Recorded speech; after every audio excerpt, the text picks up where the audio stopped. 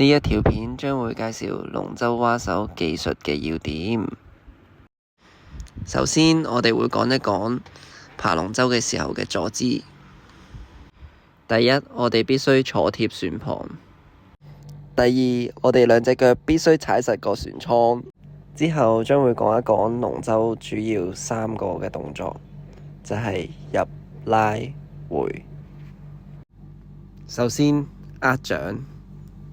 我哋可以見到上面會有個 T 字位，我哋嘅上手就包住 T 字位，而下手將會捉住我哋槳桿，捉嘅位置將會係離槳葉1個拳頭左右。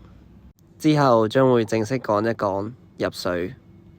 我哋下手必須要伸直，透過身體嘅擺動向前將支槳放入水入邊。